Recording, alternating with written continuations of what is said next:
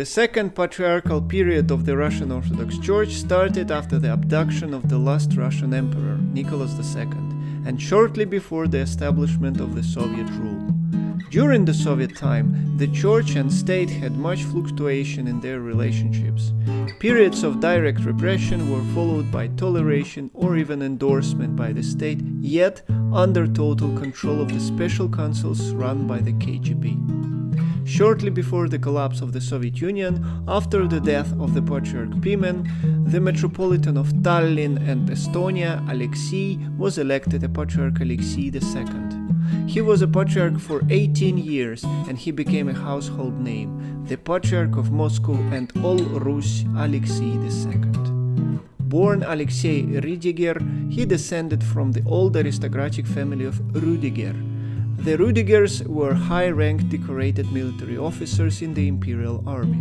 Alexei's father, Mikhail, grew up in the family of a lawyer, but he himself could not finish his legal education due to the revolution of 1917. His family emigrated to Estonia, which soon became an independent state. Before the occupation of Estonia by the Soviet Union in 1940, Mikhail got married and the future patriarch was born in 1929.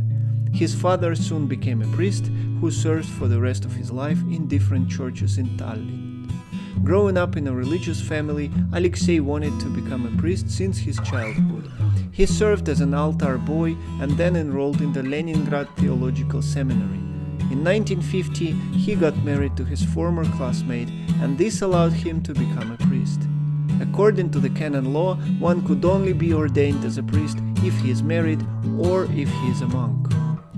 His prompt divorce within a year led to the rumors that the real reason Alexei married was to avoid a mandatory military service, because priests were exempt from the draft. His ex-wife would soon remarry and have 3 children. His first appointment was the small mining town of Yichvi. 2/3 of the Yichvi population is Russian-speaking, and most work in the oil shale mines. Alexei served there for 7 years and then proceeded with his career within the Estonian branch of the Russian Orthodox Church.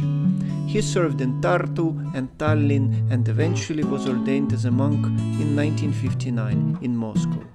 His monastic name, Aleksii, is the same as his baptismal name, but in honor of a different saint, the Kievan Metropolitan of the 14th century.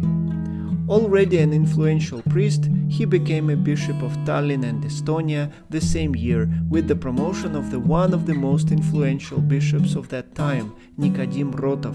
See a video about him on my channel. Aleksii ruled the Estonian eparchy for more than 30 years, even formally holding the position for the first 2 years of his patriarchate. Besides, he held important appointments in the church administration, including the Department for External Relations, where he was a deputy for Nicodim. In 1986, while still keeping the Estonian cathedra, he became a metropolitan of Leningrad and Novgorod. During Alexei's Leningrad tenure, the country entered a period of democratic reforms and turbulent times known as perestroika, that eventually led to the collapse of the Soviet Union. Alexei was one of the key organizers of the tremendous celebration of the 1,000 years of the Christianization of Rus, which symbolized the liberalization of religion and unprecedented religious revival. In 1989, Alexei even became a member of the state parliament, the Council of People's Deputies. Finally, after the death of the Patriarch Pimen in 1990, Alexei was elected a patriarch. His competitors were 2 very influential Ukrainian bishops. First, the Metropolitan of Kiev and Ukraine Filaret Denisenko. See a separate video about his fascinating church career on my channel. Second, Metropolitan Vladimir Sabodan, who would become the Kievan Metropolitan after Filaret in 1992. Alexei was a patriarch throughout the turbulent 90s and most of 2000s. During his tenure, the influence and authority of the church grew and probably peaked at some time around or after his death in 2008. The period of Alexei's patriarchate was very troubled and full of political, economic, social and cultural turmoil.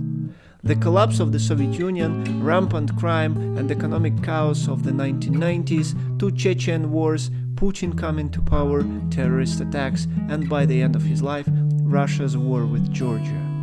He is remembered for strengthening the Church's position within the Russian society, restoring the Christ the Savior Cathedral, demolished by Bolsheviks, struggling with contesting Orthodox churches in Ukraine, tough relationships with the Ecumenical Patriarchate of Constantinople and the Roman Catholic Church, restoring the union with the Russian Orthodox Church abroad, and publicly defending conservative morals. As for any Soviet-time bishop, there have been rumors about Aleksii's cooperation with the KGB. Aleksii died in the morning of the 5th of December 2008. He suffered a heart attack, and according to some of the sources, he was in his bathroom at that moment, and when he fell, he hit his head on the toilet bowl.